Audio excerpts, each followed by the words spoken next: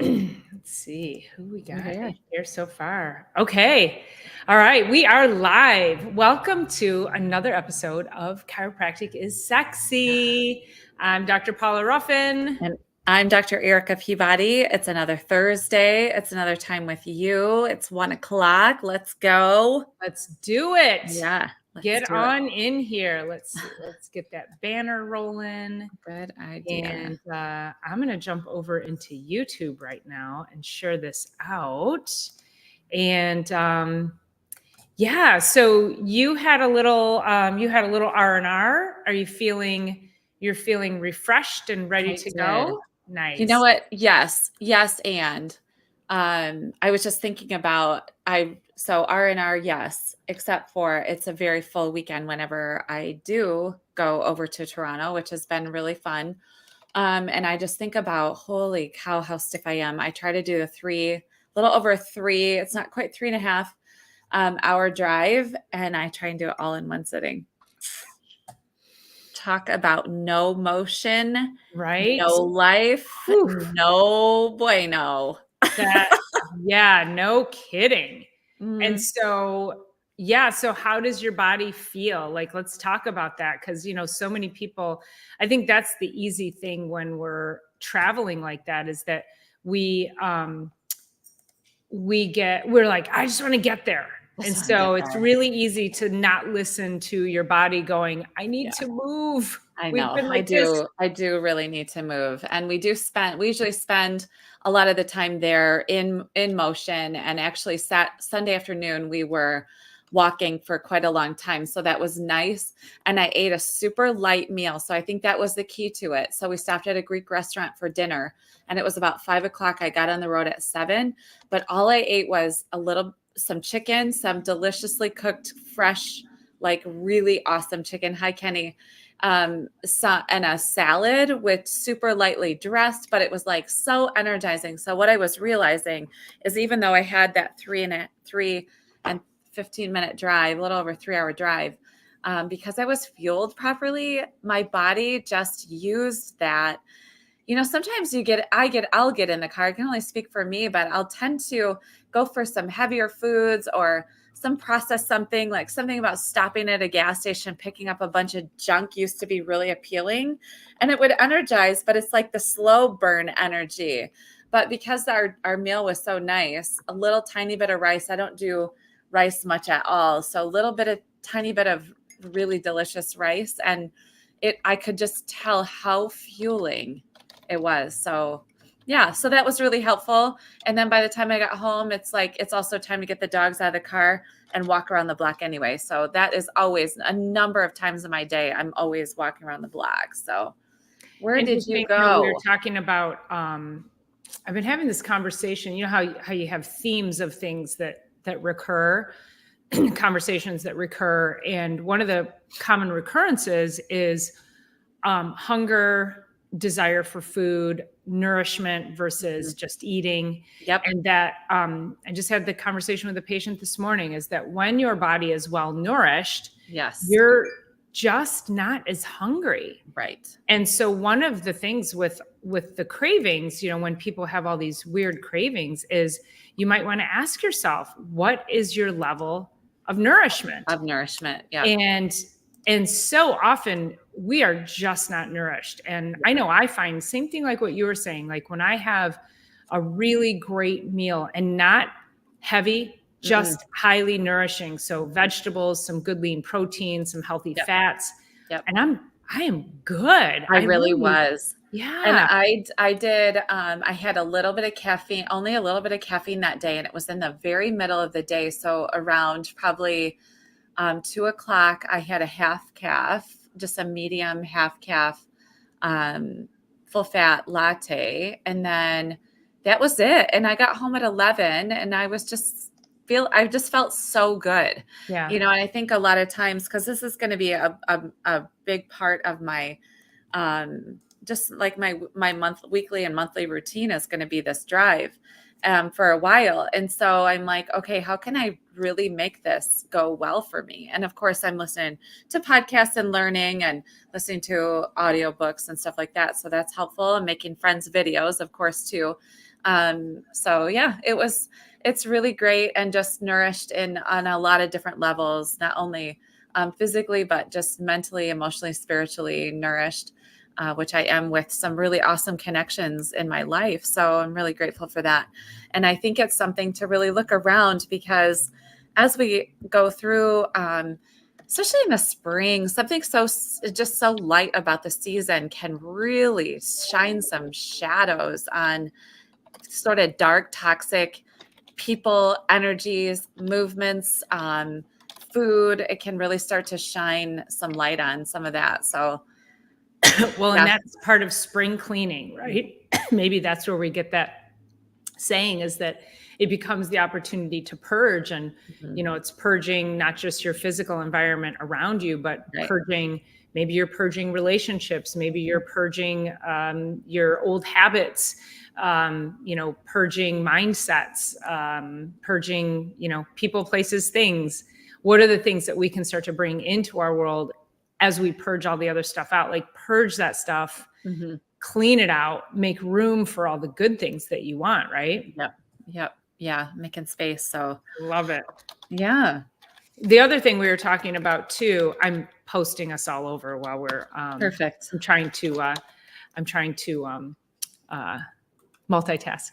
Yes. But the other thing that we were talking about too, I was making a comment to my trainer yesterday with regards to just, aging as a woman, aging, which it's just really not fair what we have to go through our whole lives, as well as then, going through menopause and all of that stuff. And that what we endure, and then what we have to go through during those, like, pre-post menopausal years, is like, we have to really scale it back, like scrape the freaking bottom of, like, strip everything that is good from your life, from perspective of, like, you really can't have that sourdough bread, and you really Right. can't have that glass of wine at night, and all of those things. And I made a comment about, I just want to be able to live like a European and have a glass of wine every night. And she said, well, you know what the difference is? And I said, tell me. She said, think about Europeans. They walk everywhere. They walk to Everywhere. lunch. They have, they'll have, right, a baguette with cheese and some beautiful meats and a glass of wine. And then they walk home. And we just don't do that. We walk to the couch, right? Right. The So, other thing is they also don't do preservatives in most things. So mhm, their normal life is walk to a market mhm, for the mhm. day or the next day and a half, just 36-hour shopping, rather than we're trying to do it all in, the whole week shopping in one trip. Right. And it's so different here. And so, yeah, I would love to have a little stint in Europe. And in fact, I'm loving Toronto for that, because it's very Euro there. Like, it's very Euro flavored. It's very, like, there's a lot of moving energy. It's just really different in all the ways that Canada was super shut down, and the kibosh was put on their economy and their healthcare and the gyms and all the things that we needed way more than here. The level of energy that they live at and exist at is just a little bit more Euro. And I can appreciate that. I mean, I freaking love my house. I love my community. I love my practice. And I love the difference that I have in my life right now. It's really lovely.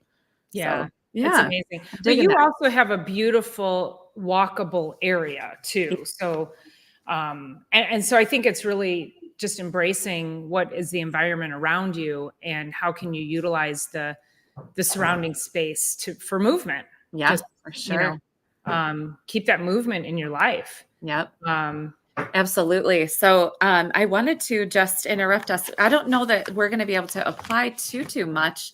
We kind of talked a little bit about this, but for number 15, just to get started, and then I want to talk about a concept that I went live about on Facebook yesterday. And I encourage you guys, I'm sure most of you guys are following on Facebook, but super duper active there, and went live last night, got a lot of really great feedback about the concept I was talking about. But So for number 15, no motion without the effort of force.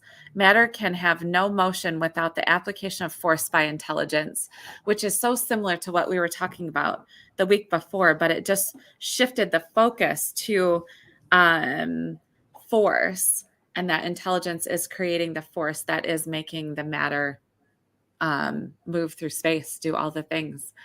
And so read that one more time. Yep. I was posting one more space. Yep. Okay, so no motion without we need a effort producer. of force. Yeah. No No motion without motion. effort of force. So matter can have no motion without the application of force by intelligence. Yeah, so I feel like this is just this is coming at it from the other side, right? Yep. So that So intelligence animates us, right? Yeah. So And if you want to do that the best way possible, it's going back to, we'll talk about ad nauseum, which I'm going to say every single time, every single week, is you got to eat right and move your body and drink your water and get your rest and keep your mindset in a positive way and get adjusted. So it's all working back into that system. I am turning a corner. I feel like we as chiropractors and in the chiropractic profession are turning this like the ship's turning. And it feels to me like a lot of people, especially my new patients coming in and the patients that are returning to care, there's a lot of returning to care because people are realizing like, why am I not? Like, it makes no sense not to go to a chiropractor. And I'm feeling that ship turn. Are you feeling that too? I'm like, it makes absolutely no sense not to get your spine looked at anymore. And that's a double negative, but it really is. It's like when I purchased this building, it got to the point where it was like, it's foolish not to go forward with this. It's foolish not to blah, blah, blah. And now it's becoming foolish not to be properly taking care of the spine and nervous system.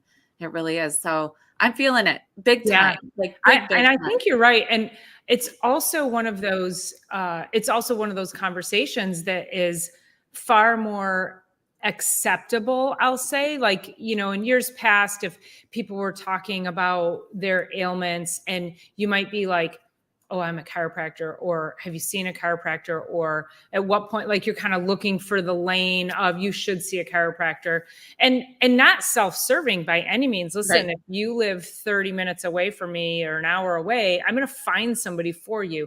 I just want everybody under chiropractic care. And I had a conversation yesterday at the gym with a woman, and she was talking about these persistent knots in her shoulders. And she's like, and I get a massage and they just immediately come back.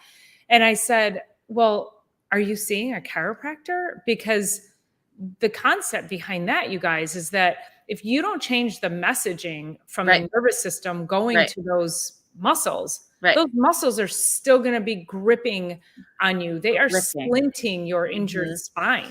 And so she told me, she said, well, the dog's scratching his collar. Of course, that's what he wants to do right now. And so she love this. I know. So she said that she went to see a chiropractor. So it's a typical story. She went to see a chiropractor and she goes, and he did that thing and she went like this. And I said, the Y strap. And she goes, I don't remember what it was called, but he like yanked on my head. And then somebody told her, wow, that's really dangerous. And I said, and listen, I might, and in fact, I've gotten criticism from other chiropractors for speaking out on this, but I'm like, I've had that done. And it was the scariest freaking moment of my life. I've had it done too. Not taught in school. I do not endorse that. If you ask me, should I have that done? I'm going to be like, absolutely freaking not. So, and I know, there are chiropractors out there who do it. There are people who are like, I saw it on TikTok. I got to go have it done. It's freaking scary. And she hasn't been back to the chiropractor in 4 or 5 years. She's in great shape. She owns a med spa. So she's a female business owner, lots of stress. But because of what she does for her med spa, she's doing this with, treatments all day. And so I'm like, she needs a chiropractor. So she goes, I'll do treatments on you if you want to trade. I go, yeah.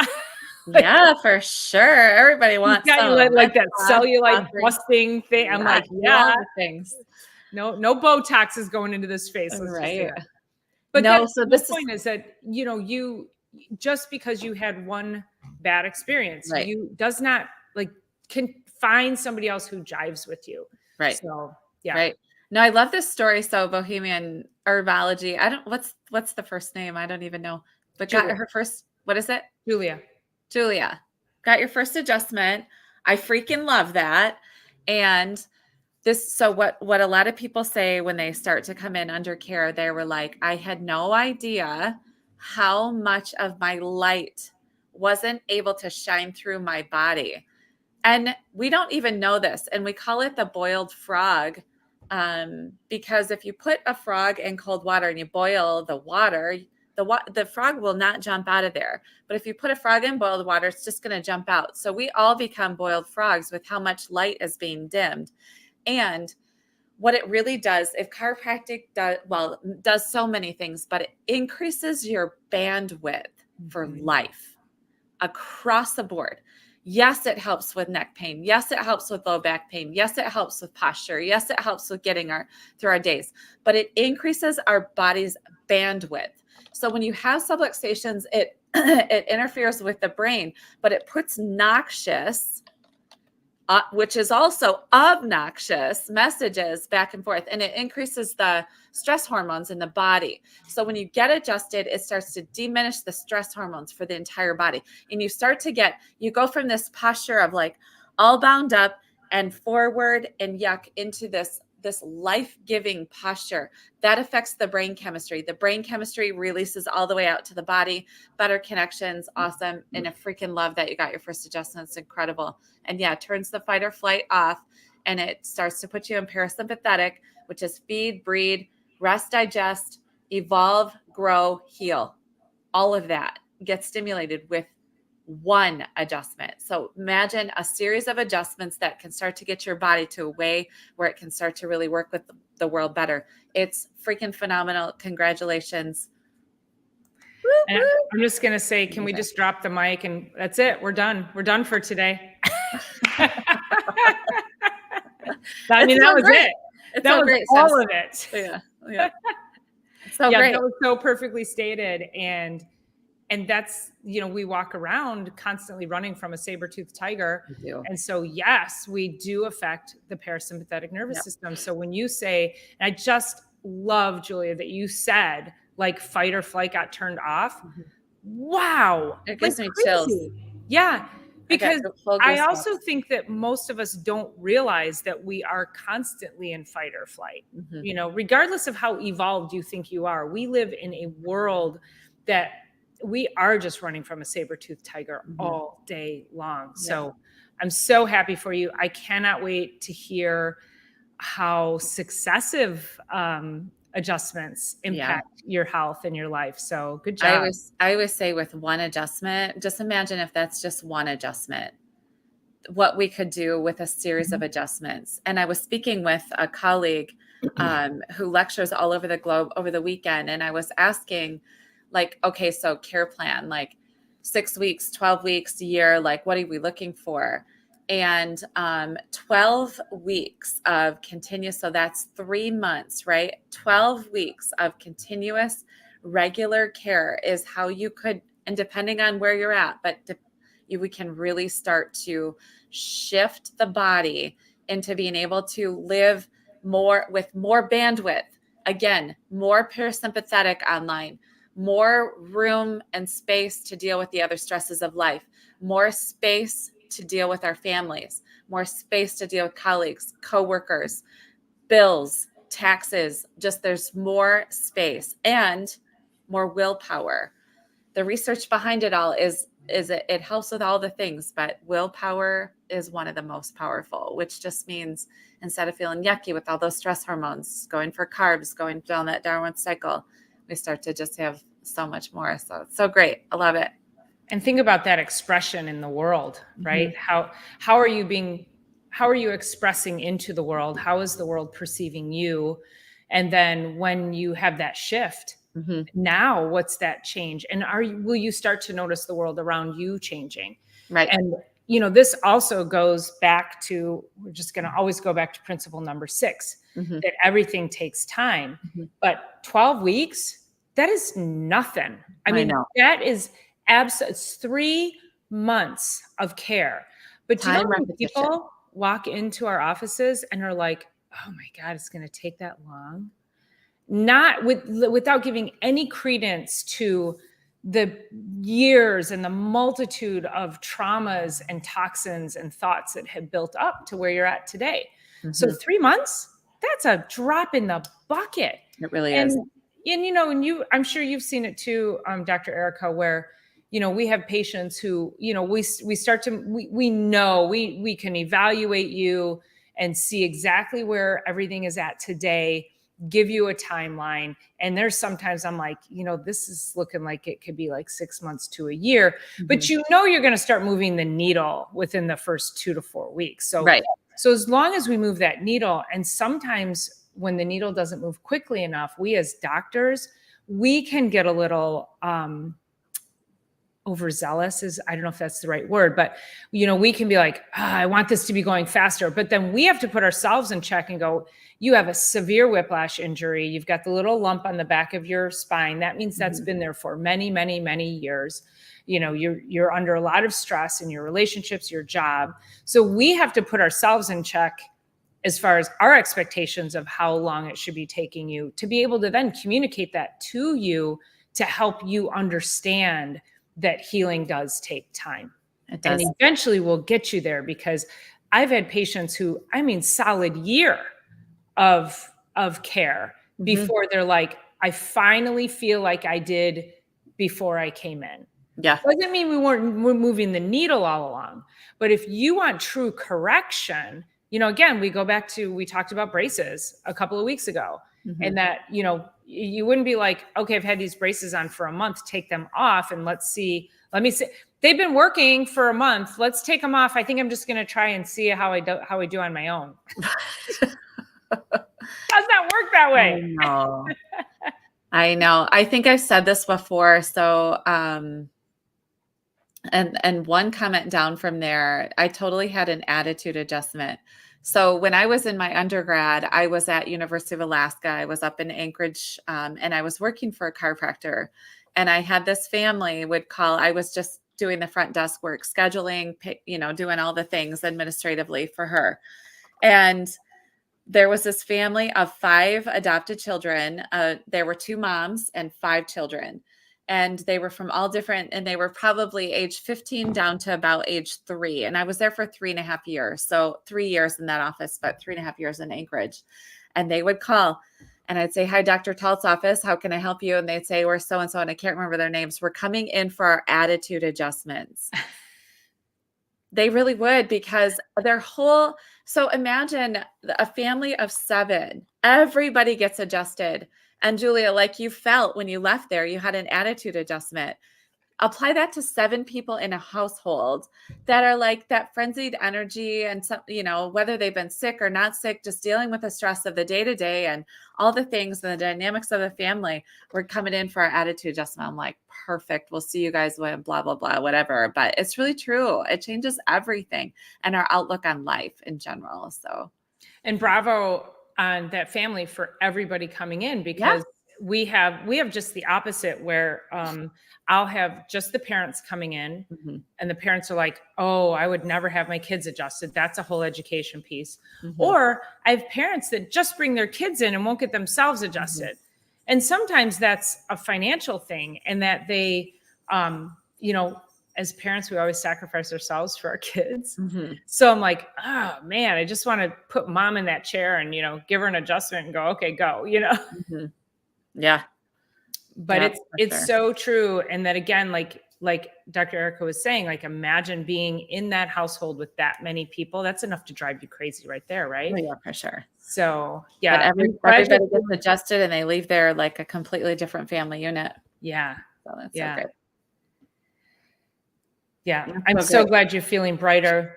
I got my adjustment yesterday. So Mm-hmm. I've been going regularly, finally found somebody to adjust me regularly. I'll be up your way next week. So you will be my weekly adjustment.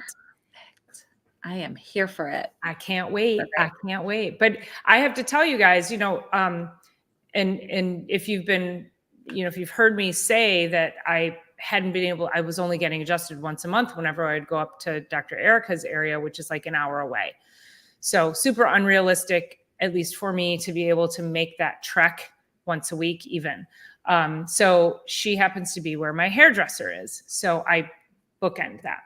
Yep. Well, it wasn't, and this is where I'm not saying this to say that, Dr. Erica is an amazing chiropractor. It wasn't working for me at a frequency of once a month. Right. And so we often have people and they're walking around still in pain going, but I see the chiropractor once a month. It might not be enough for you if you're still in pain. Right. I had been, and I have old injuries. I know what all my shit is, but I was getting like this sharp knife-like pain in my neck that would radiate into my bicep, right in my shoulder. Yep. It was affecting what I was doing. I know. It was affecting when I was flexing and pointing to the bathroom. Yeah. So it was, I know that. Yeah. It was affecting, so weightlifting is really where weightlifting and yoga, I couldn't even do a reverse push-up, right? Or chaturanga, we call it. Yep. But if I was trying to do overhead press, I'd get it. So I had some impingement going on.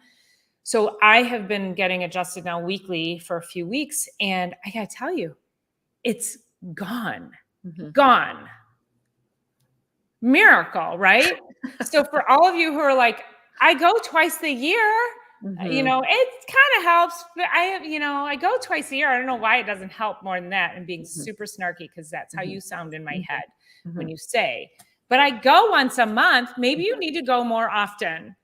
Well, that colleague I was speaking with last weekend, he was talking about time and repetition. So we already have the principle of time, which we all know we need that time, but the repetition, right? So let's just say that, let's say, Julia, your chiropractor says, I need to see you twice a week for 6 weeks, or I need to see you, let's just say twice a week for 12 weeks. Well, if you say, well, I can only make it here once a week because of extenuating circumstances, whatever it is, then it's 24 weeks, right? So we need time and repetition.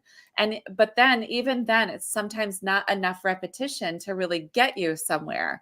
So a lot of times, like I'm only here 3 days a week. So sometimes to ask people to be 3 days a week, like I only offer the 3. So it's not like if you can't make it Monday, Wednesday, and Thursday, like you could make it Monday, Wednesday, Friday. Well, I'm not here Friday. So my usual course of care plan is usually twice a week, unless it's like every single day you can get here, which is 3 days a week for a while. But usually 2 to 3 weeks at every day that I'm here, and then down to twice a week. And then that will last for a while. But it's like we have to undo some of the patterning, and it's boot camp for the nervous system. We have to send it through boot camp, repetition, time, repetition, time, repetition, time, repetition. It doesn't always have to stay at that twice a week forever. I do have people that like to come twice a week and have been with me for 17 years, still twice a week, because that's their preference. Their body just works better that way.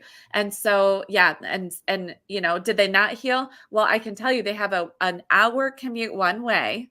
Then they're an engineer in steel toe boots in a warehouse factory doing all this work. And then we try to reduce down to once a week earlier this year.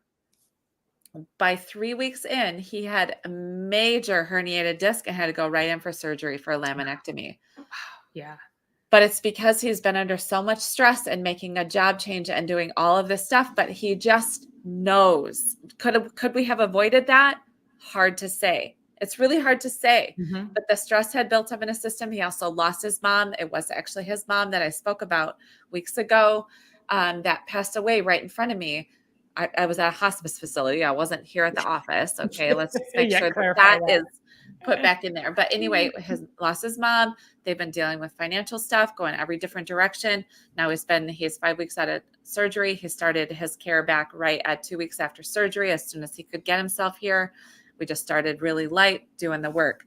So just know that some people, and I would choose to get checked. I should say checked, not adjust, checked twice a week, but I get checked at least once a week. And so I had a couple of weeks ago, I had one of my chiropractors that wasn't Dr. Paula. I have a few others that stop in. I'm on their transit between to and from places. And one of them lives here and practices down in Howell. And so I had one of them she came in the morning, the one that practices in Howell. And then I saw the next one show up on my schedule in the afternoon. She shows up on my Z list, which is my arrivals. And I told my office manager, I said, watch, I'm going to get checked twice in one day. What a dream. What? That's awesome. Dream. It was so dreamy because I don't get a chance to get checked that frequently. And it was different adjustments. And the second one was like, wow, your neck feels really good. And I didn't give her any heads up that I had already been checked and adjusted earlier that day. So she just had to do light adjustments. The rest of my spine and the things that I do. And because I'm over tables all the time, there's definitely work to do. But man, one time I got adjusted 5 times in one day, mostly because I was living with my uncle, who's extremely credentialed. He's got his DAC bar and he's a neurologist, whatever that is, what's the extra super certified? He's neurology, X-ray, and I'm gonna say like DACBN or something DAC like bar that. is what it's called, but it's I Not can't remember DAC bar, but DAC bent something bent. It's something with So neurology. anyway, Yeah. I was living with him and I woke up at 2 a.m. with a severe migraine headache. And fortunately, when I got up to use the bathroom, we crossed paths in the hallway and I said, Uncle Rich, like I feel terrible. And I had a full day ahead of me. I had classes and then I was working in their office that afternoon. So I got adjusted at 2 a.m. I got adjusted at 7 a.m. I got adjusted when I got into work with him at 10. I went into school. One of my friends checked me, and then I got adjusted actually 2 more times by him that day. Checked. I should say checked, not adjusted, but he did have to adjust me. That's how severely assaulted my body was. So just know that it's never too much. If you got adjusted 5 times a day for, 5 months, that's a different story, but nobody affords that time, money, and energy inside of their life to do that. So just that even back to back, you can get adjusted. And that severity, I mean, that's so true, because think about if we have kids who have fevers. Yeah. I'll tell if Yep. if they bring the child in the morning, I'm like, I want to see this child back here in the afternoon. Yeah. Or with my own kid, it was like multiple times a day checking her if she was sick. Yeah. So yeah, that whole, it's so important. And to your point, again, pre-COVID, my routine afforded me the ability to get checked twice a week. Should I have felt that I'm going to use this fine tuning? Should I, because that is where once you have tuned your nervous system properly, right, now you're like, I feel like I need a little bit of something extra before it becomes this crisis. So I love that. Yes. What if we spent, what a great question. It is. What if we spent a significant amount of time fine tuning our nervous system? Can you imagine? I was just think about it on a global scale, how much greater the world around us would be, how much better would we relate to the world? And then just that energy that we're putting out and what we could attract back in. It's so true, Julia. And I think that's, we all just, so again, that's why we're here, trying to get everyone under chiropractic care at some point in time. Yeah. And I'll barter for adjustments, right? I know. So one thing I wanted to say is what if we spend a significant amount of time tuning our nervous system? So we can do that in a lot of different ways. And on the flip side of that, what if we spend a significant amount of time not assaulting our nervous system, meaning toxins, traumas, and really crappy thought patterns?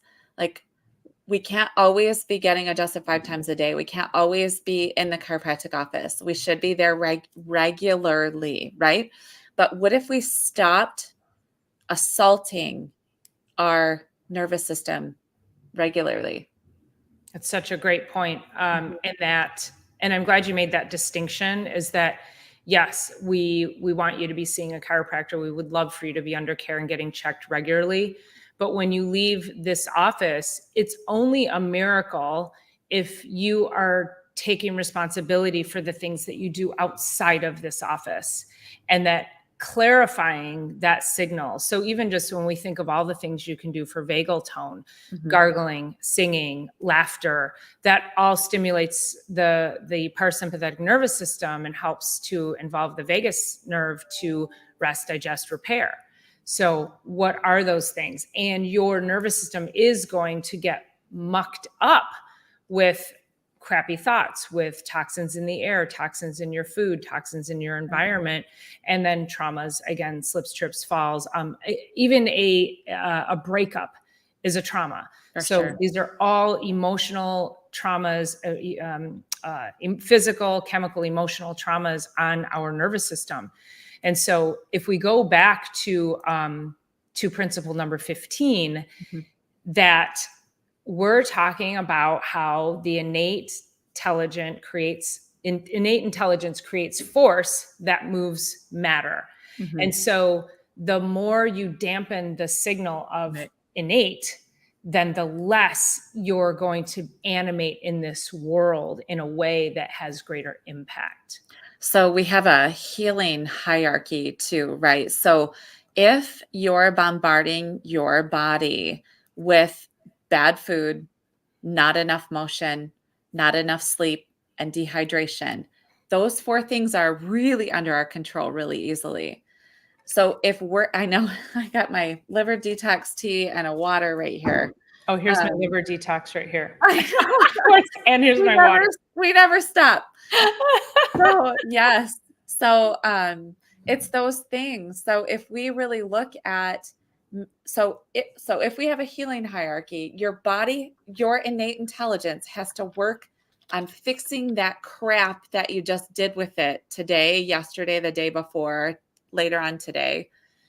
It spends its time doing that repair motion rather than moving you forward. So it's almost like it has to be reactive to your, I'm trying not to use swear words, really crappy lifestyle, or it gets to spend its time in healing, growth, recovery, evolving, blah, blah, blah. And we begin to really step into a vibrant and vital life and lifestyle.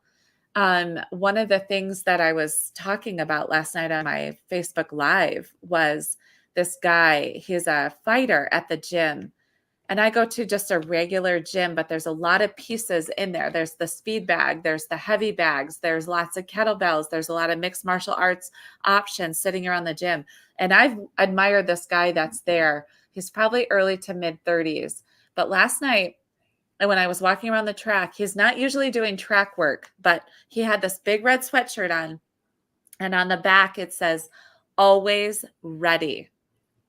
And I could tell that that was a motto that he was living by, and that he was always ready. So I was speaking with my friend he's a fighter. He's a mixed martial arts guy, trained in it since he was 12 years old. And that is a fighting phrase, always ready. And I was just thinking about when we're eating well, moving well, drinking our water, getting rest, getting sleep, getting adjusted, when we're doing all of those things, then an opportunity presents itself and you're ready. And how can we step into and use our choices in the daily to always be ready? I'm like, it's like plastered in. It was like white writing, but it was kind of like scratchy cursive writing. Always ready. I love that. I know. Love that. Yeah. Well, and listening to our friend, Dr. Otto Jenke, he did a TED Talk a few months back, and he just posted it. And one of his stories he talks about is, at the end of your life, there's 2 of you at the end of your life. The one person, you're at, let's say, your granddaughter's wedding, and everybody's dancing, and you're up and you're dancing. And I think about this is my mom at my nephew's wedding, 5 years ago, even 5 years before she passed. Okay. But up dancing, like she danced all freaking night. And she was 86 when she died. So she would have been 81, 82 years old at the time. So, so that, like that person, right, just experiencing in the joy and taking part in the celebration of everything. So that's the 1% that you could be. The other person you could be is you haven't taken care of yourself. You're sitting in a wheelchair. There's an oxygen tank next to you. You can't really move. All you can really do is watch what people are doing.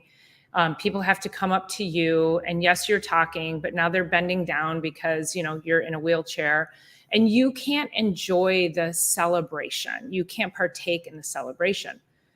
Who do you want to be at the end of your life? And so I love that always ready, because if you're not always ready, guess who you're going to be at the end of your life? And we don't want that for anyone. You know, that again, that's why we are here, is to help you be that healthy, vitalistic human that's participating until the very end, until you take your last breath. Yeah. I love that song.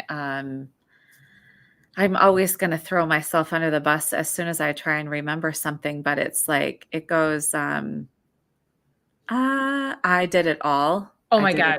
That song gives me chills. I did it all. I tear up. I know. Every time I hear that freaking song. I know. Yeah. Yeah. Crazy. I know. Who is the artist? I can see it. What? Coldplay. It's not Coldplay. It's hold on. Oh, it's totally Coldplay. It's not. It is. I did it all. I'm gonna sing. I'll sing the song while. Of course, YouTube might shut us down. YouTube flagged my video on One Republic. One Republic, not called. You're right. That's right. Oh wait, is that right? One Republic. That's it. Yeah. Yeah, I did it all. Yeah. Yeah, they flagged me on the eclipse day for singing Totally Eclipse of a Heart. Yeah. Like, come on. So we better stop singing. Well, we should probably stop singing anyways, let's be honest. Yeah. No, I love that. Just having those two, like, it's a really great thing to take out into your life this week. I want to challenge you guys all out there, whoever's listening and listening to the repeat or whatever, the replay. Who do you want to be at that party celebration? Do you want to be Dr. Paula's mom, rocking and rolling, dancing her behind off at 82? Or do you want to be with the oxygen tank in the wheelchair, barely being able to have conversations because the music on the dance floor is so loud that people have to lean down to you? Like, it's just, that's a beautiful why. It's a beautiful why to drive us. Mm-hmm. It's really great. No, always ready. Always ready. Yes. Mm-hmm. Yeah. Yeah. Total goosebumps. Pretty vivid example of creating our reality. Yes. Keep on dancing. I love it. And again, joy. Joy is another great way to fuel your nervous system in your life. And so when you think, there's also, and I think we need to also bring in the power of force in one of these, or power versus force is the name. Yeah. Oh yeah. And it talks about the hierarchy of energy, of vibration, and that joy and love are at the very top, and then guilt and shame are at the very bottom. And so, and we move through these different feelings, these different vibrations. And so absolutely. So the more you can move yourself, if you're in a space along that hierarchy where you're feeling in a lower vibrational state, you can always, again, it's mindset, right? What are the thoughts? What are the actions that can move you up that scale and help you start experiencing more joy, more gratitude, more love? Those are always high vibrational states that you should be striving for, which is another amazing way to fine tune your nervous system. Think about the next time you're in a traffic jam and maybe there's an accident and you just want to bless the accident, and you can say, you know what, I'm safe. I'm going to make it home tonight. Yep. And there's no reason to be upset because you're going to be a few minutes late, so somebody else didn't quite make it there. And I always think about that, and Wayne Dyer said, had the honor to hear him speak so many times. before he died. And one of the things he said is that when there's a traffic jam, when there's a slow vehicle in front of you, when you can't get to where you want to get on your own timeline, that is God or the universe's way of slowing you down for a reason. Yes. So the next time you feel angst over not being able to move, just take a deep breath and go, I'm here for a reason. So I love it. With that, that sounds like the most perfect ending to a beautiful number 15, which I'll read it one more time. And then I put power versus force after principle number 33. Perfect. Well, you can't see it, but it's right there. Okay. But we'll go into that after. Okay. Got it. Okay. I'm going to put a list of ideas after we get to 33. Perfect. Okay. So no motion without the effort of force. Matter can have no motion without the application of force by intelligence. So constantly and continuously respecting our innate intelligence, what it needs, give it what it needs, take off, get away from what's assaulting it, and have just the best week. We love you all. Do you want to give us 16 real quick? 16 is intelligence is both organic and inorganic matter. Ooh, that's going to be a good one to unpack. I know. Okay. All right, you guys, thanks as always for being here. Yeah. Appreciate your insight. And please just continue to leave comments for us if you have any thoughts or ideas and you'd like us to answer any questions or cover a certain topic. We are here for that, and we're here for you. So appreciate all your love and support. We'll see you guys next week. Bye.